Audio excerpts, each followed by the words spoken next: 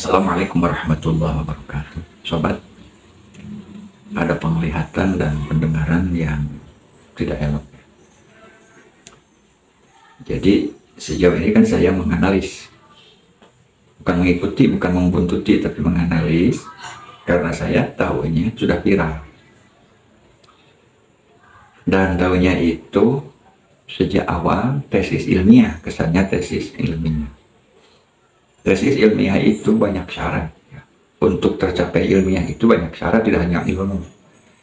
Yang pertama ilmu yang berhubungan dengan riwayat, rawi-rawinya siqah.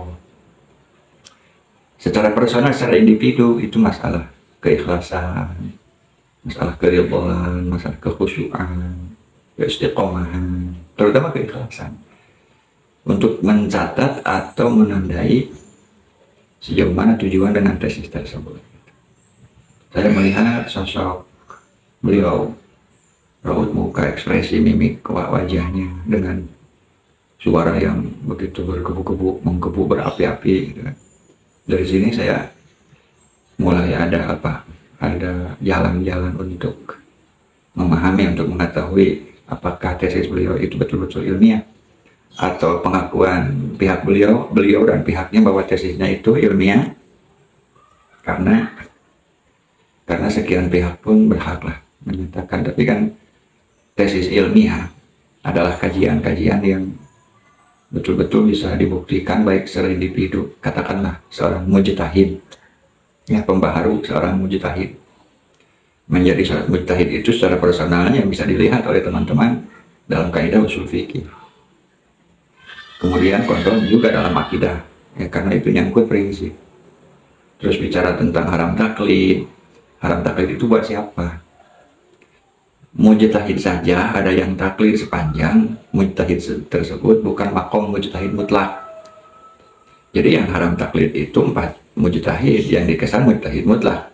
Bagi yang belum tahu, teman-teman yang belum tahu, yaitu yang dikesan madzhabul arba'ah, Imam Maliki, Imam Hanafi, Imam Syafi'i, Imam Ahmad Al-Hambali.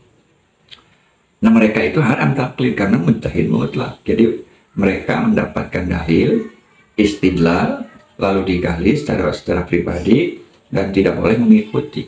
Itu kan tidak boleh beliau menyulayaan, melenceng daripada apa yang beliau temukan. Status yang 4 itu hukumnya haram taklid. Mujtahid dulu saja yang tarjih, yang mazhab, yang fatwa itu kan masih taklid. Mujtahidnya satu sisi, mujtahid tarjih itu dan mujtahid takhrij, ya, satu sisi. Terus mujtahid mazhab itu nyarak satu mazhab, ngambil satu mazhab. Ada mazhab Syafi'i, mazhab Hanafi, yang dikesan Syafi'iyah, Hanabilah, atau Malikiyah, Hanafiyah. Mujtahid fatwa itu memfatwakan sesuatu baik daripada mujtahid tersebut. Kemudian yang dimaksud dengan haram taklid oleh Kiai Haji Imaduddin itu beliau kepada siapa? Sementara antara Kiai Haji Imad yang katanya tesisnya ilmiah itu dengan Mbak Alawi, dengan pihak Robito Alawiyah itu kan sama-sama muqallid, saya yakin sama-sama muqallid, bukan mujtahid kedua kubu itu. Kalau menelusuri dalam kaidah-kaidah usul fikih dan fikih gitu ya, terakhir yang dikesan mujtahid itu Imam Ibnu Hajar, yang level bukan tidak boleh, sekarang pun boleh ijtihad, tapi yang masuk pada level mujtahid itu paling bungsunya itu, bontotnya itu Imam Ibnu Hajar. Kalau sampai hari ini dipersilahkan ijtihad, tapi bukanlah mujtahid. Gitu. Itu ngaku-ngaku mujtahid misalkan. Nah, penetapan haram taklid itu bagi siapa? Apakah misalkan karena Kiai Haji Imaduddin sudah mendapatkan wawasan keilmuan tentang Ba'alawi, bahwa itu batal? Saya di sini bukan dalam posisi pihak Ba'alawi, tapi sedang menjejaki sejauh mana keilmiahannya tesis Kiai Haji Imaduddin itu khususnya tentang Ba'alawi yang dikaitkan dengan kalimat ijtihad. Saya pernah mendengar di podcast Roma Irama, ya, di podcast Roma Irama pada saat itu. Haram taklid, jadi karena beliau sudah tahu jadi haram taklid. Bukan haram taklid. Kalau haram taklid, pertanyaan dari saya, mana Qur'annya langsung, mana hadisnya langsung yang beliau fahami, sehingga dari Al-Quran dan Al-Hadis tersebut menyatakan bahwa Ba'alawi itu bukan zuriyah Nabi. Jadi Qurannya ada yang diijtihadnya, ya, yang diijtihad sebagai bukan yang diijtihad, yang diijtihadnya Nasab Alawi. Nah, berarti dalil, sumber dalil ini harus Al-Quran. Nah, itu mau tidak mau kalau ijtihad itu. Nah, berarti beliau sebagai mujtahid, ya, sebagai mujtahid kemudian menyatakan bahwa Ba'alawi itu bukanlah dzurriyyah Rasulullah Shallallahu Alaihi Wasallam. Nah, itu mujtahid. Baru haram taklid. Sementara kasusnya itu, yang diijtihadnya itu riwayat dan adiyah, sesuatu yang budaya tentang nasab itu adiyah. Terlepas daripada latar belakang apa beliau menggugat atau membatalkan, itu saya tidak ikut campur. Dan tentu kenapa tiba-tiba Kiai Haji Imaduddin seperti demikian dengan berapi-api gitu, oh menggebu gitu, berarti ada sedikit, katakan secara kasarnya, sepertinya itu ada dendam, ya, sepertinya ada dendam. Padahal maaf ya, saya pribadi kepada Ba'alawi itu sampai detik ini tidak benci, tetapi belum bisa menyatakan bahwa beliau pasti adalah dzurriyyah Nabi, tidak sampai detik ini. Mungkin saja dalam iya atau tidak, tetapi saya tidak mau lebih jauh dan mendalami hal itu karena tidak penting. Nah, itu dari sekarang sampai Nabi. Tapi kalau masalah nasbi, misalkan seorang anak dan bapak, itu kan identik dengan tes DNA pun, itu di situ kan kentalnya gitu. Tes DNA-nya pun. Nah, untuk menyatakan bahwa ilmiah atau tidak tesisnya, terus betul-betul apakah ini ikhlas atau tidak gitu, sekian pihak akan bisa menguji, ya. Kalau tujuannya apa, betul-betul tujuannya ingin menyelamatkan umat dan tidak ada bentuk kebencian, kenapa sampai muncul statement seperti begini? Silahkan dengarkan. Hari ini, walau kita diajari akhlak yang baik oleh ayah ibu kita sejak kecil, untuk setiap ada orang yang lebih tua dari kita mencium tangannya. Untuk kaum-kaum seperti mereka, mari kita galakan haram mencium tangan mereka mulai malam hari ini.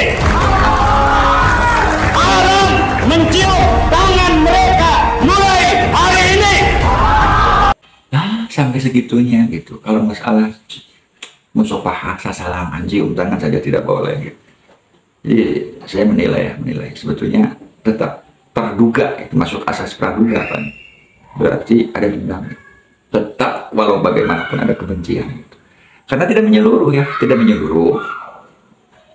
Bagaimana beliau kepada Habib Lutfi, bagaimana beliau kepada yang lainnya yang memang di publik tidak termasuk sosok orang yang menurut sekian pihak atau banyak pihak, bukan sekian pihak, yang menurut banyak pihak atau ada pihak yang menyatakan arogan gitu, ya, galak gitu. Padahal kalau disadari bahwa sahabat Nabi pun kan berbeda karakter.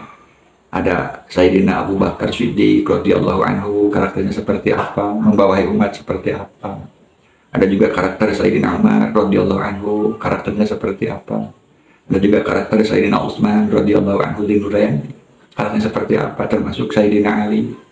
Kan tidak semua sahabat lembek, tapi tidak semua keras. Ada yang lembek, ada yang keras. Penceramah pun dari kalangan para habaib pun termasuk kan ulama kita juga, ulama yang dikesan dikepokkan dengan ulama Indonesia, ulama Nusantara. Kan ada yang lembek, ada yang keras. Saya punya bukti seperti apa kerasnya ulama Nusantara, baik yang di Garut, yang dari Tasik, ya, keras bicaranya itu. Seperti halnya sama para habaib, ada yang lembek, ada yang keras. Saya di sini mengesan Habib tidak dalam arti bahwa saya ini pihak Habib, tidak, karena mereka pun akan mengingkari saya bukan siapa-siapa beliau itu. Cuma karena pendengaran saya dan kasat mata dihadapkan pada sebuah persoalan yang begitu viral, saya pikir ini bukan target sebetulnya sekarang. Sebetulnya umat Islam harus bersatu hanya karena permasalahan individu. Itunya dendam pribadi, bisa ya dendam pribadi, pang nama bisi seharusnya gitu.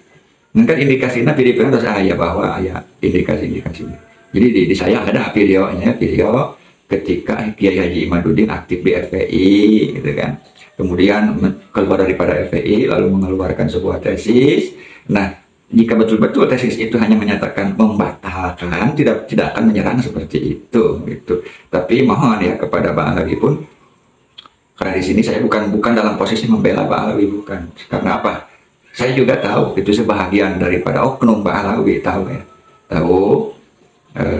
seperti apa itu. Tapi saya tidak sebutkan semua. Sebahagian yang pernah saya tahu ada yang perlakuannya memang seperti misalkan warga Indonesia yang asli pribumi Indonesia itu seolah-olah budak, itu ada gitu.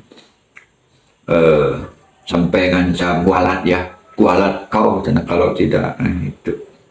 Jadi secara privat itu sebenarnya secara pribadi saya secara privat pun punya urusan saya juga dengan satu atau dua oknum Habib ya, oknum Habib. Tapi saya tidak pernah sampai detik ini membumingkan, karena itu bukan masalah didikan, bukan masalah keturunan, tapi itu adalah khoto atau kelemahan personal beliau gitu kan, kelemahan personal beliau yang tidak mesti dipublikasikan karena akan mengganggu sebetulnya nanti itu pencemaran nama baik, karena satu kali menyatakan Habib atau apalagi dikesan itu Ba'alwi, maka adalah semuanya akan terkikis gitu. Bisa tentang pernikahan dari kalangan Habib, ya keponakan saya, ya ponakan saya ini punya sepupu, punya adik, kakek adik ya, kakek adik saya punya istri ya, punya putri cantik beliau gitu. Kemudian ada juga Habib yang mau itu. Kesimpulannya kesimpulannya ya tidak sesuai seperti apa rumah tangga itu tapi kan tidak dipermasalahkan, dan mungkin orang lain yang sama mempermasalahkan hal itu kemudian dihubungkan berarti jalan komunitas begitu ayat tesis daripada Ki Haji Imaduddin, berangnya ditunggangi lah Ki Haji Imaduddin gitu. Nah, akhirnya terjadilah perpecahan di kalangan umat. Untuk sekian pihak para ulama, baik ulama dari kalangan habaib maupun ulama dari non habaib warga Indonesia, untuk saya tetap akan ditalimkan, akan diagungkan, akan dihormat sesuai sejauh kemampuan saya, sesuai tugas, seperti apa sikap saya kepada mereka atau beliau, baik di kalangan habaib maupun di luar habaib. Sekian dari saya. Wassalamualaikum warahmatullahi wabarakatuh.